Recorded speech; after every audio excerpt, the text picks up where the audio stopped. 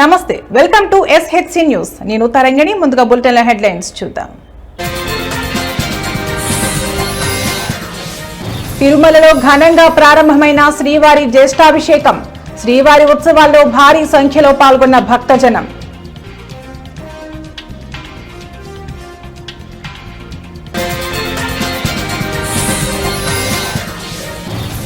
రాష్ట్ర ప్రభుత్వంపై ఆగ్రహం వ్యక్తం చేసిన మాజీ మంత్రి ఆర్కే రోజా.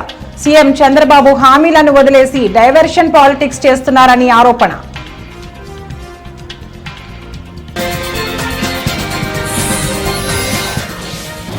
హిందూపురంలో ఘనంగా ఎమ్మెల్యే బాలకృష్ణ 65వ జన్మదిన వేడుకలు. కేక్ కట్ చేసి బాలయ్యకు శుభాకాంక్షలు తెలిపిన పార్టీ శ్రేణులు.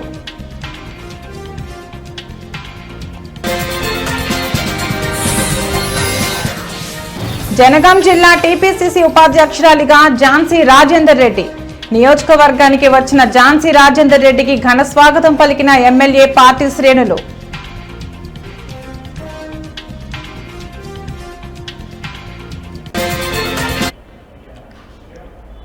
తిరుమలలో శ్రీవారి జ్యేష్ఠాభిషేకం ఘనంగా ప్రారంభమైంది. ఉత్సవాల్లో భాగంగా సంపంగి ప్రదక్షిణల్లో ఉన్న కళ్యాణ మండపంలో స్వామివారికి ఉదయం సాయంత్రం ప్రత్యేక కార్యక్రమాలు నిర్వహించారు. ఋత్వికులు శాంతి హోమం నిర్వహించారు. శతకలశ ప్రతిష్ఠ ఆవాహన, నవకలశ ప్రతిష్ఠ ఆవాహన, కంకణ ప్రతిష్ఠ నిర్వహించారు. ఈ కార్యక్రమంలో భారీగా పాల్గొన్న భక్తులు స్వామి అమ్మవార్లకు మొక్కులు చెల్లించుకున్నారు. గోవిందా ఏడుకొండలవాడ వెంకటరమణ గోవింద గోవింద.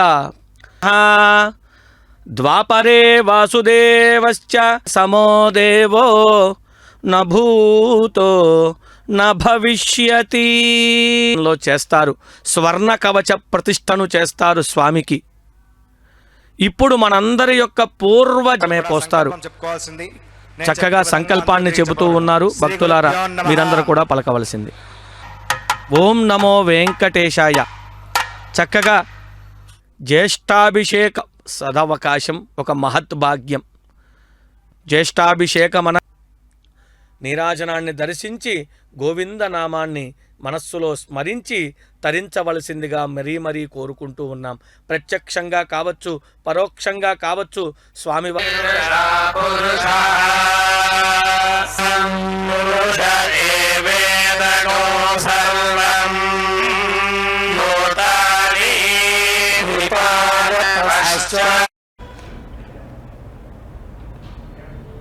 తిరుపతిలోని తాతయ్యగుంట గంగమ్మ 4వ మారు పొంగళ్ల జాతర అంగరంగ వైభవంగా ప్రారంభమైంది. గంగమ్మ జాతర తర్వాత వచ్చే 5 మంగళవారాలు మారు పొంగుళ్లు పెట్టడం ఆనవాయితీగా వస్తుంది. ఈ జాతరలో అమ్మవారిని వజ్రాభరణాలు, పట్టు వస్త్రాలు, తామర పుష్పాలతో శోభాయమానంగా అలంకరించి భక్తులకు దర్శన భాగ్యం కల్పించారు. రాయలసీమ రంగస్థలం చైర్మన్ గుండాల గోపీనాథ్ రెడ్డి ఆధ్వర్యంలో నిర్వహించిన ఈ కార్యక్రమంలో కళాకారులు వివిధ పౌరాణిక వేషధారణలతో అమ్మవారికి మొక్కులు చెల్లించుకున్నారు. ఈ కార్యక్రమంలో చైర్మన్ తో పాటు మండలి సభ్యులు పాల్గొన్నారు.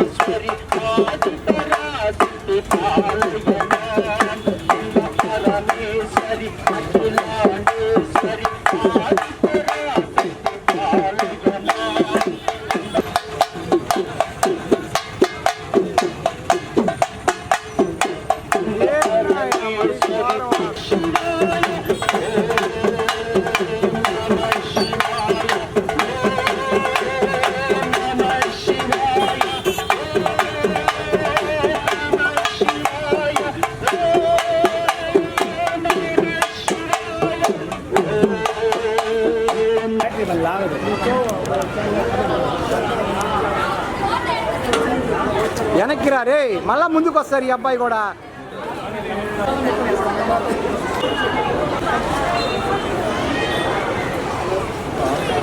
ఈరోజు 4వ మంగళవారం అత్యంత వైభవంగా గంగ జాతర లాగానే ఈరోజు 4వ మంగళవారం.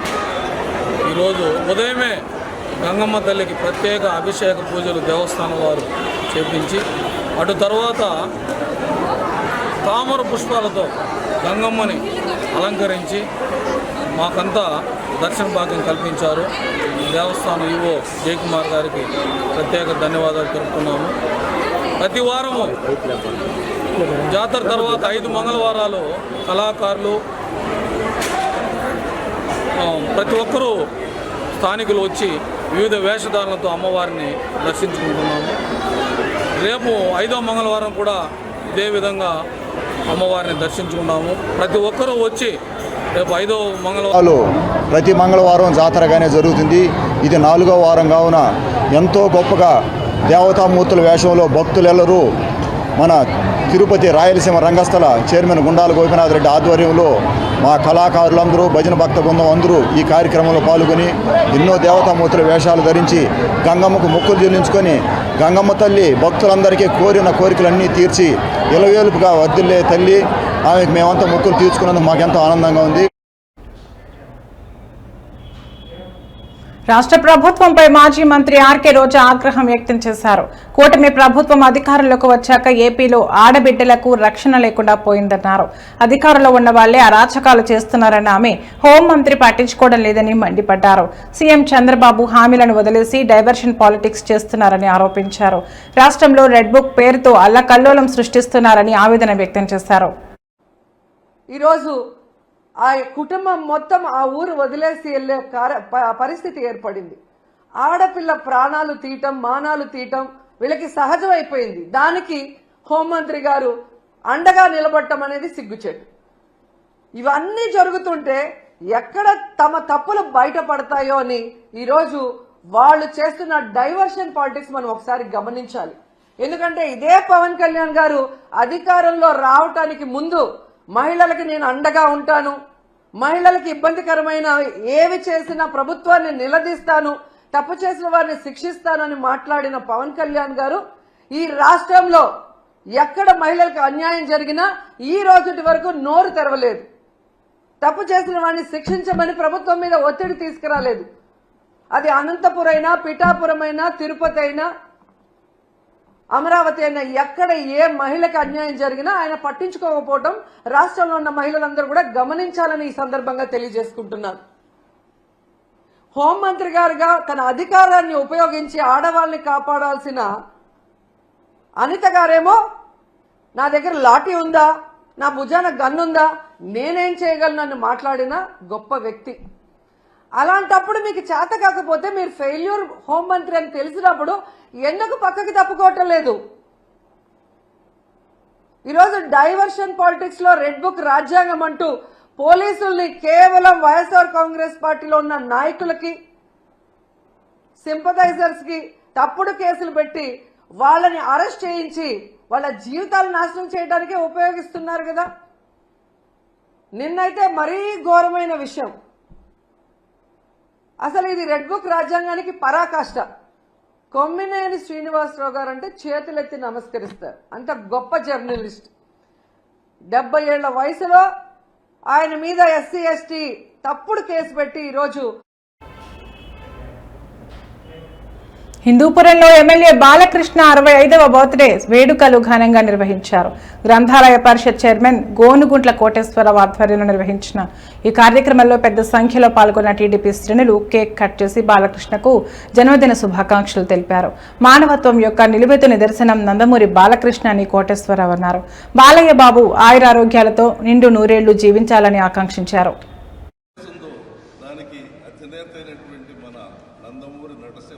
అవార్డు తీసుకున్నటువంటి మన బాలయ్య బాబుకి జన్మదినం ఇవాళ. అందరికీ ఐశ్వర్యాలతో ఆరోగ్యంతో విలసిల్లాలని నందమూరి నటసింహం అభిమానులందరూ ఇవాళ కేక్ కట్ చేసుకుంటున్నాం.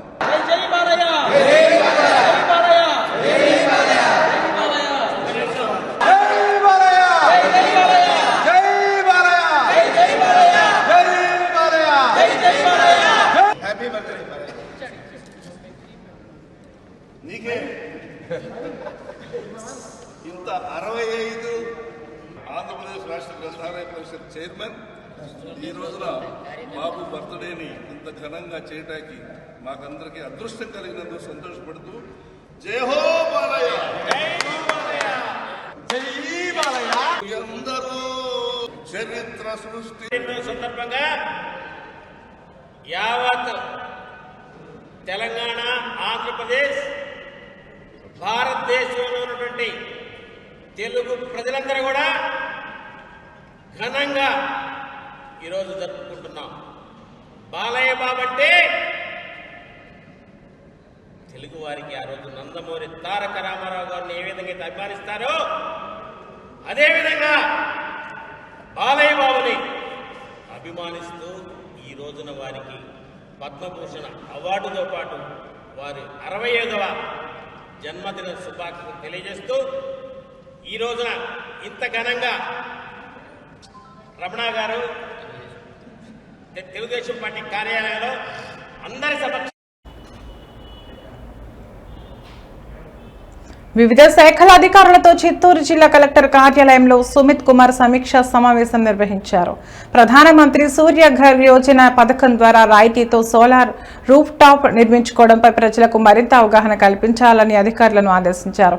సోలార్ విద్యుత్ వినియోగాన్ని పెంచడానికి సోలార్ రూఫ్ టాప్ ద్వారా ఉత్పత్తి చేసే విద్యుత్తో ఇంటి అవసరాలను తీర్చుకోవడంతో పాటు మిగులు విద్యుత్ను తిరిగి గ్రిడ్కు అమ్ముకోవడం ద్వారా ఆదాయం పొందవచ్చని వెల్లడించారు. And all the state governments are implementing. Renewable energy we have to promote. And if we are able to generate more electricity by renewable, so there will be a lot of stability will come in the electricity and the energy sector. And also at the same time, a lot of savings will happen to the community at large. So with that objective, in 2024, Honorable Prime Minister launched this scheme. And the scheme says that 1 kilowatt means 100 units, 2 kilowatt means 200 units, and 3 kilowatt means 300 units to be produced. And if people are ready at the ground level, government will also give them subsidy. And whatever beneficiaries here, they have to pay if it happens. A lot of saving will happen for the public. Energy will be generated, energy will be fed to the grid, and the fossil fuel, other issues, oil, this, that will also come down. So with this objective, the scheme was launched, and if you ask me in a nutshell, SC/ST farmers, it is free of cost. Government will basically pay the entire cost, whatever it is, for the installation of rooftop. They don't have to pay any money. If you are installing 1 kilowatt, then subsidy support for general like Aussie family are 30,000. Subsidy means 30,000 rupees or 30,000 rupees, whatever remaining they have to pay from their own pocket. And 3 kilowatt subsidy support is limited to 78,000. Okay. So the government says that 1 kilowatt, 2 kilowatt, 3 kilowatt, you go to the field, register people. వాళ్ళ requirements ఏమేమి ఉన్నాయి, requirement తీసుకుని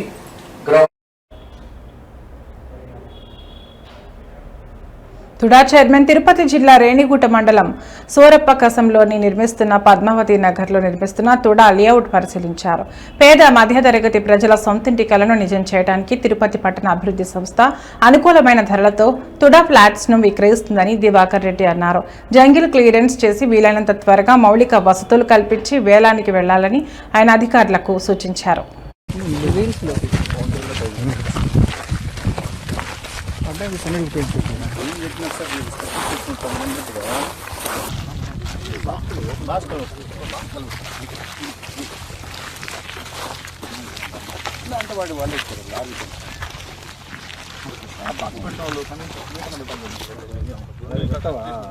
ఉన్నాయి 1 metre 1 point కూడా ఉన్నాయి. వాడు discharge బట్టి ఇచ్చుకుంటాం. అదే 2 ఫీట్ 1 మీటర్ ఉంటేనే బాక్స్ కలెక్ట్ దానివల్ల బైక్ కలెక్ట్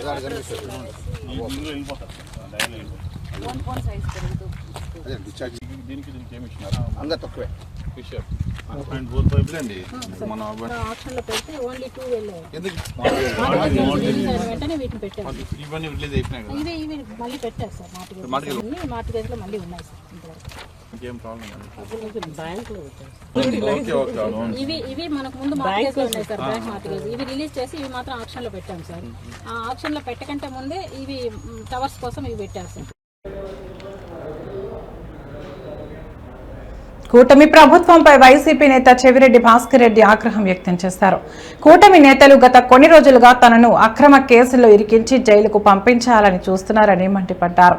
తాను కేసులకు తాను భయపడనని, పైన దేవుడున్నాడని వెల్లడించారు. సిట్ అధికారులు, కొందరు పోలీసు అధికారులు పడుతున్న తపన తాపత్రయం నిజంగా కూడా బాధాకరం. గత 12 నెలలుగా ఎప్పుడు కూడా ఎక్కడ కూడా కొన్ని వందల మందిని మీరు విచారించినప్పటికీ ఎక్కడా లేనటువంటి చెవిరెడ్డి భాస్కర్ రెడ్డి అనే పేరు, ఎప్పుడు ప్రస్తావనకి రానటువంటి చెవిరెడ్డి భాస్కర్ రెడ్డి అనే పేరును ఇప్పుడు ఏదో ఒక రకంగా లిక్కర్ కేసులో ఇరికించాలి, జైలుకు పంపాలి, అరెస్ట్ చేయాలి, ఇబ్బందులు పెట్టాలి, అన్ని రకాలుగా అతన్ని ఇబ్బంది పెట్టి వేడుక చూడాలనుకుంటున్నారు. అందుకోసం అనేక మంది అమాయకులను అనేక రోజులుగా తీసుకెళ్లి ఇబ్బంది పెడుతున్నారు.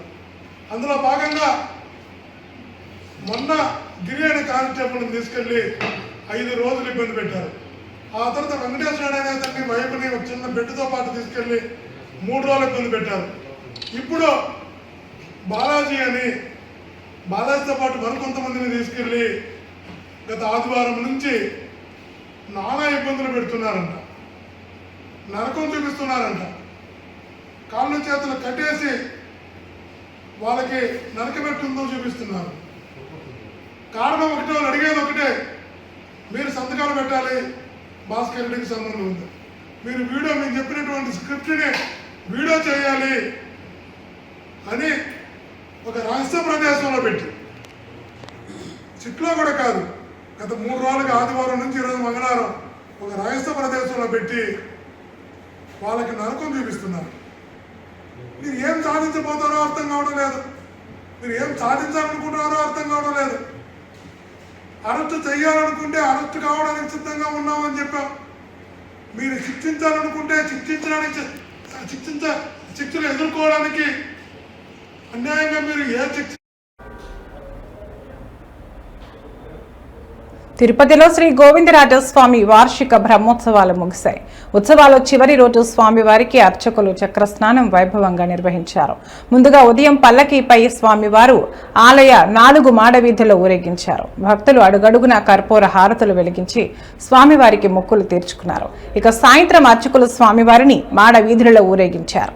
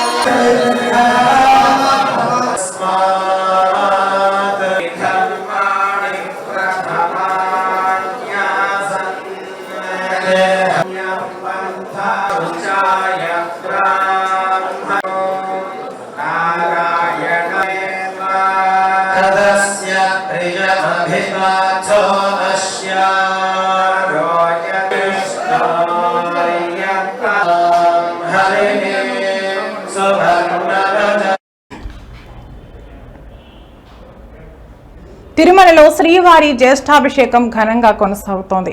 ఉత్సవాల్లో భాగంగా 2వ రోజు శ్రీదేవి భూదేవి సమేత శ్రీ మలయప్ప స్వామివారు ముత్యపు కవచం ధరించి మాడ వీధులలో విహరించారు. అంతకుముందు ఉదయం 8 గంటలకు ఆలయ అర్చకులు, వేద పారాయణదారులు శాస్త్రోక్తంగా మహాశాంతి హోమం నిర్వహించారు. అనంతరం ఉదయం 9 గంటల నుండి 11 గంటల వరకు శ్రీ మలయప్ప స్వామివారికి దేవేరులకు అభిధేయక అభిషేకాన్ని కన్నుల పండుగగా నిర్వహించారు.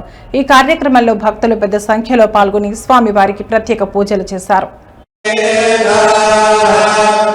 Manyo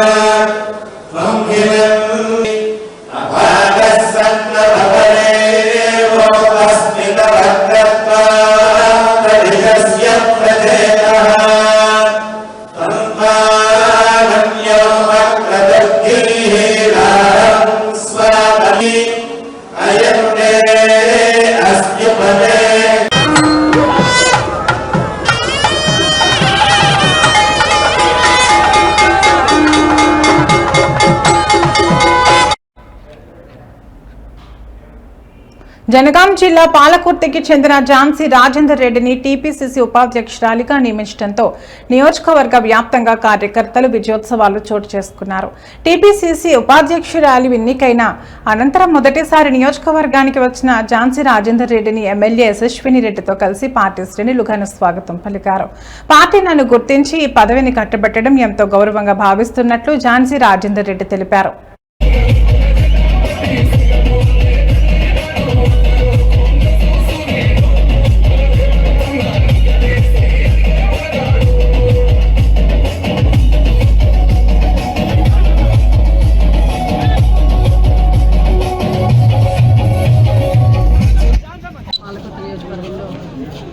పీసీసీ వైస్ ప్రెసిడెంట్గా వచ్చినందుకు మా కార్యకర్తలందరూ, మా లీడర్స్ అందరూ, మా పాలకుర్తి ప్రజలందరూ కూడా ఈరోజు పెద్ద ఎత్తున సెలబ్రేట్ చేసుకోవడం జరిగింది. సో అదేవిధంగా మన అధిష్టానానికి కానీ, మరి మన సీఎం రేవంత్ రెడ్డి గారికి కానీ, మరి పీసీసీ ప్రెసిడెంట్ మహేష్ గౌరవ్ గారు కానీ, మరి అదేవిధంగా అందరు నాయకులందరికీ, మరి మినిస్టర్లందరికీ కూడా నా తరఫున, మా పాలకుర్తి ప్రజల తరఫున అందరూ కూడా కృతజ్ఞతలు చెప్పుకుంటూ, మరి ఏ టాస్క్ ఇచ్చినా కానీ పీసీసీ వైస్ ప్రెసిడెంట్గా తప్పకుండా నేను దానికి బాధ్యతలు ఇచ్చి తప్పకుండా డిస్ట్రిక్ట్ చేస్తానని ఈ సందర్భం తరఫున చెప్తున్నా. సో అదేవిధంగా మన ఎమ్మెల్యే గారికి కూడా కృతజ్ఞతలు చెప్తూ, పాలకుర్తి ఎమ్మెల్యే గారికి కూడా మరి ఏదున్నా కానీ మరి పీసీసీ వైస్ ప్రెసిడెంట్గా మన పీసీసీ ప్రెసిడెంట్కి. ఇవి ఇప్పటి వరకున్న బులెటిన్ అప్డేట్స్. మరో బులెటిన్లో మళ్ళీ కలుద్దాం. నమస్తే.